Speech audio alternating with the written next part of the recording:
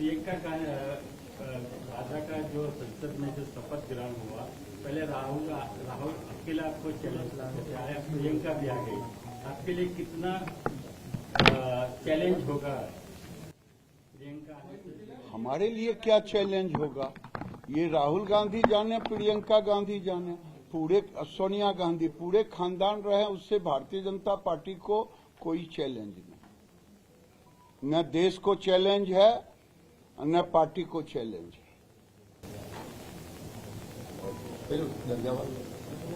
दरगाह और मस्जिद का सर्वे चल रहा है, हाल ही में अभी अजमेर शरीफ के सर्वे की भी बात चल रही है, उसको लेकर आपकी क्या प्रतिक्रिया है?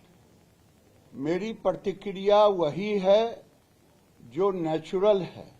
दुर्भाग्य रहा इस देश का कि नेहरू देश के प्रथम प्रधानमंत्री रहे। अगर सरदार पटेल होते तो आज किसी को कोर्ट में जाकर के सर्वे के लिए अर्जी नहीं देना पड़ता। ये तुष्टीकरण के नीति के कारण नेहरू ने पूरे झंझट लगाने का काम किया। अगर ऐसे मस्जिदों को पहले ही हटा दिए गए होते तो ये होता नहीं, लेकिन किसी ने अर्जी डाली कोर्ट में, कोर्ट ने आदेश दिया सर्वे का, तो ये कानून को जो नहीं मानने वाले हैं वही संभल की घटना फिर से यहां भी चाहते हैं कि अजमेर में भी हो। अजमेर अगर सरकार को कोर्ट ने दिया है आदेश सर्वे करने के लिए, तो किसको दिक्कत है, क्यों दिक्कत है? कुछ लोग, राजनीतिक लोग, टुकड़े टुकड़े गैंग, वो कह रहे हैं दरगाह और ये गुरुद्वारा कहां से आ गया? अफवाह फैलाने का काम क्यों करते हैं? गुरुद्वारा तो भारत के हिंदुओं को बचाने का काम किया था मुगलों के समय। ये दुर्भाग्य रहा। दूसरा मेरा है, आज झारखंड में हेमंत सोरेन ने ओथ लिया, सभी लोग गए थे। मैं पूछना चाहता हूं, क्या ईवीएम वहां ठीक था ना? जब जीत जाओ तो मीठा मीठा गट गट और तीता तीता थू थू, ये अब भ्रम फैलाना नहीं चलेगा। कांग्रेस विपक्ष महाराष्ट्र में विश्वसनीयता गिरी है, जिसके कारण वहां हार हुई। जब हारो तब ईवीएम, और कुछ दिन पहले पार्लियामेंट जीत गए तो हाउस में आके डंका पीट रहे थे राहुल, मैंने हरा दिया, मैंने हरा दिया, तो वहां ईवीएम ठीक था।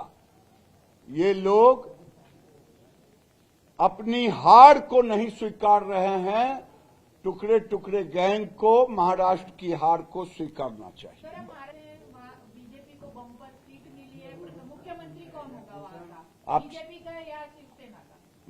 बीजेपी का। वो तो आपने देखा होगा कि एकनाथ शिंदे जी ने यह स्पष्ट कर दिया, और जो हमारा गठबंधन है जिसमें अजीत पवार हैं, एकनाथ शिंदे हैं, भारतीय जनता पार्टी है, उसमें कहीं कोई मतभेद नहीं है। दल के अंदर भी कभी कभी होता है, हम ये गठबंधन के अंदर कोई मतभेद नहीं। आज रात तक तय हो जाएगा, नाम तय है, तय हो जाएगा।